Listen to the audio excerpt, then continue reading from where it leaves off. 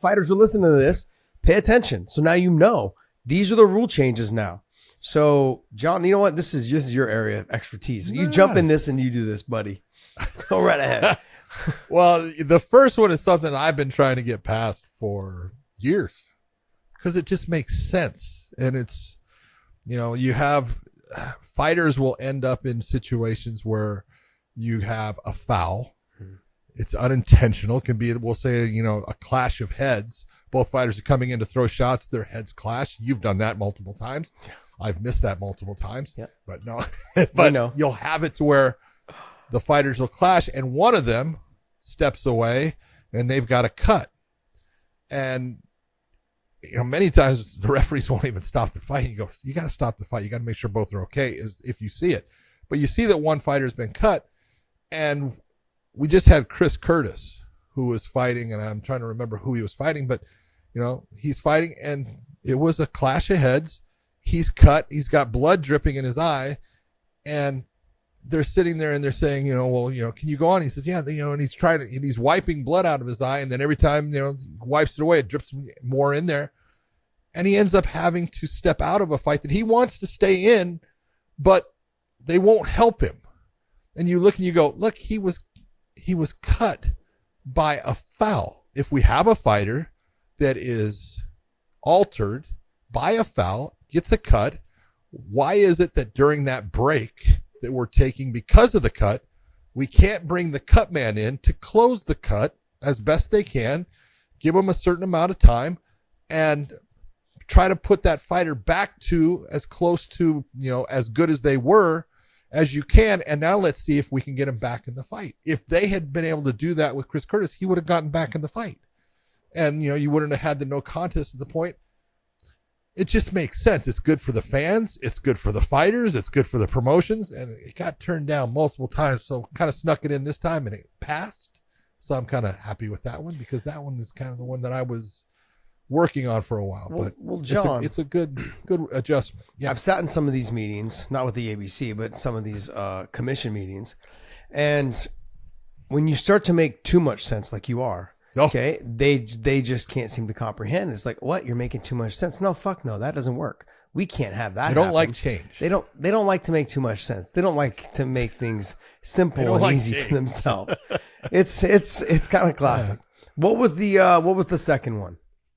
The second one is a more of, it's a procedural codifying of the language of a referee's discretion on separating stalled fighters. And when we talk about codifying the language, we're talking about if a fighter is not in progression of moving themselves or attempting to move themselves to a more dominant position, or that fighter is not in any way attempting to finish the fight or do damage that could finish the fight or move themselves towards a submission that could finish the fight, that's what the referee is going to be looking at. And that's when they're going to say, we're going to separate you, be it in the stand-up or on the ground. That is. And the last one. Go ahead. Let's hear the last one. The last one is, Nevada came up with trying to utilize if you had an eye poke, allowing the ringside physician to actually bring in a damp towel or damp cloth that the fighter could actually use to help, rub out their eye, because if you're putting some type of fluid in it, it makes the eye feel a little bit better. And so it's a clarification for everywhere to be able to utilize that damp cloth, and for the ringside physician to understand, look, you don't walk in the cage and have a guy that just got poked in the eye say, can you see? We want to ask him, hey, can you see me? But I want to do that down the road. I'm not going to sit there and, right away ask the fighter. And I can tell you back, when I was refereeing, I would, tell the ringside physician, hey, right now, let's just give him time. I want you to look at his eye. Don't be asking him anything right now. Let's take a look at it. You tell me if you see something, you and I will talk, and then we'll go back and talk about can he see. And that's because you just want to give the fighter time, because there is a 5-minute, but it's not the fighter that's in control of the 5 minutes. It's that ringside physician and the referee that's in control of it. And you want to try to give that fighter as much time. But as soon as the doctor says, oh, he's good, you got to start the fight. Yeah. You can't sit there and now I'll give you more time. You don't have that power. So you want to try to manipulate things so you're giving them enough time to where they feel comfortable, and it's that they're not being pushed by someone saying, can you see? And they don't want to say no because they know what's going to happen. So they're sitting there trying to buy time. This way, the ringside physicians are being told, don't ask them right away about it. Can you see? Give them the damp cloth. See if that helps. It's just something to try to bring about a better result. Yeah, the number one thing that doctors, even refs, first thing they would ask you was, can you see? You're like, man, I just got poked in the eye. Like, give me a second. Give me a second. I mean, my go-to was always pretty much tell you guys to fuck off and then like kind of turn my back to you guys and walk away. Because I knew that they were coming at me and going, are you okay? Can you see? And you know that the words, no, I can't see, no, cannot come out of your mouth. So you're trying to pussyfoot around it, and you're a little bit tired normally. Everything else is on your mind but the fucking ref in your eye. You're just trying to figure out how can I get my eye clear so I can see. And it's one of the most frustrating moments is when the doc comes in, is like, are you able to see? And you're like, give me a second. Just give me a second to clear it. Give me a second to, you can't put any water in it, but now apparently you can. Now you're saying a damp cloth. Can I put water and then put the damp cloth over it? Like pour water in my eye? You cannot pour water. What's the reasoning behind that? Because when someone puts water into the cage, no matter if it's on the ground, it can cause a problem with the mat surface, because not all surfaces are canvas. Yeah, that's true. Some are vinyl, and it becomes a slippery problem. Or you can have it to where now the person has watered their body and now they become more slippery compared to so they try to not to introduce that type of water.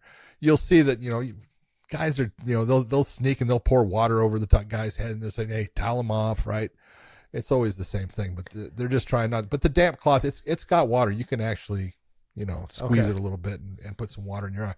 But, I used to tell fighters all the time, if they got poked in the eye and stuff, I would sit there. John Dodson was a great one. I would sit there and I'd say, hey, can you see me? Right? And then he says, yeah. And I said, am I good looking?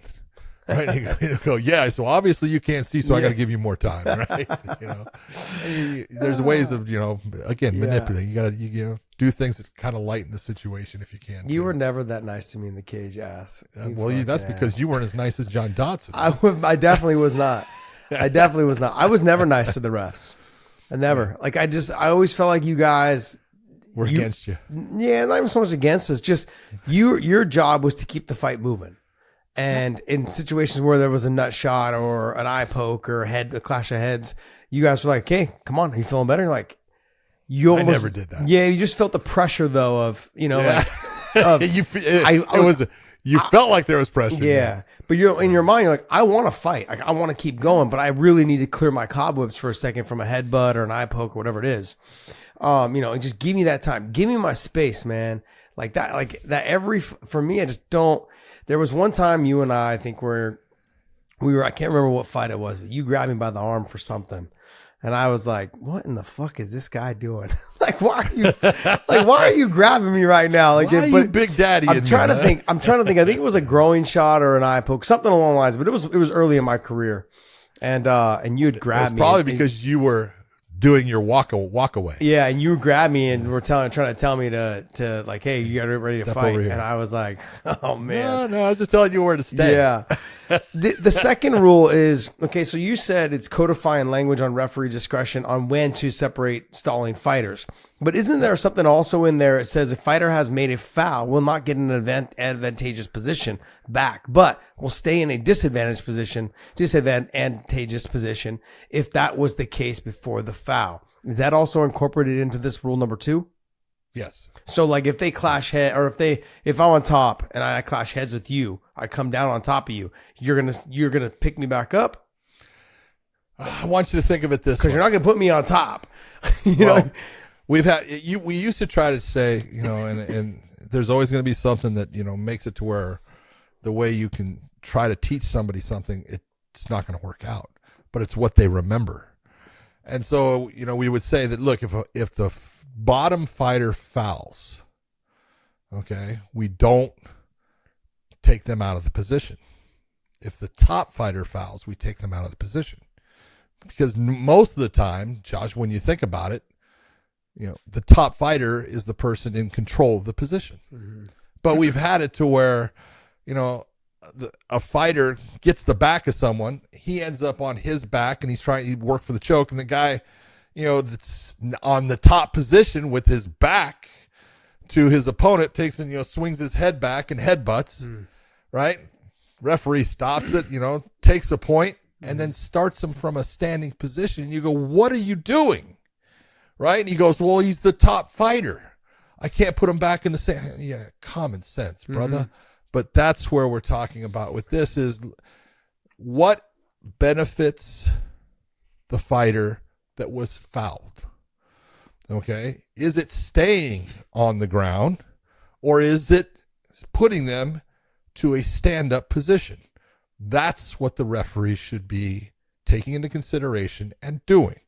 If you were the fighter that was fouled, what is the best thing for me to do for you based upon the position that you were in? Put you back in that position, or is it to take you out of that position? Do you ask the fighter? Position? Do you ask? I do all the time. I used to all the time. Oh, really? I would sit there and say, "Oh, absolutely." Because if I looked at it and said, "Hey, I should put you to the stand-up position, but I know you're a grappler. That's and what you've been working hard to get this person to the ground." Yep. I would say, "Hey, I'm going to give you the choice. I'll let you be in the stand-up position, or I'll put you back underneath him. Which do you want?" And I would let the fighter make that decision because they were the one that was fouled.